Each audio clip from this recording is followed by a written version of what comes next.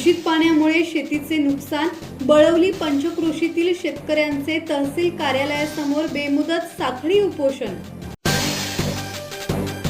पेण तालुक्यातील बळवली आणि परिसरातील शेतकऱ्यांनी नदीपात्रात सोडल्या जाणाऱ्या दूषित पाण्याविरोधात न्याय मिळावा या मागणीसाठी पेण तहसीलदार कार्यालयासमोर बेमुदत साखळी उपोषण सुरू केले आहे।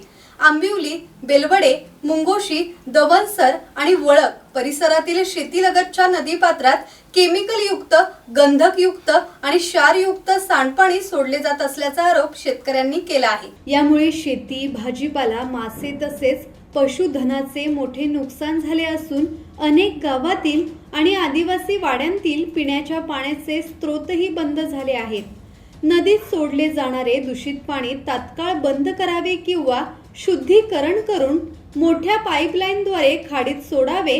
नुकसानग्रस्त शेतकऱ्यांच्या शेतीचा पंचनामा करून योग्य नुकसान भरपाई द्यावी तसेच हेटवणे धरणातून पाईपलाईनद्वारे पाणी पुरवठा करावा अशी मागणी आंदोलकांनी केली आहे।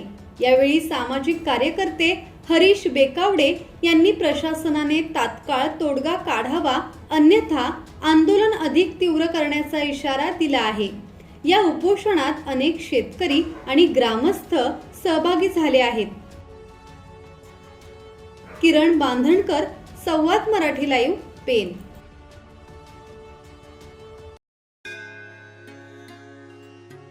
श्री गणपती संस्थान महड, तालुका खालापूर, जिल्हा रायगड। श्री वरद विनायकाच्या भक्तांसाठी भक्त निवासाची सोय, स्वच्छता आणि 24 तास गरम पाणी, सीसीटीव्हीची नजर। आगाऊ नोंदणीसाठी संपर्क करा 02192 26 69 12 72 76 47 38 54।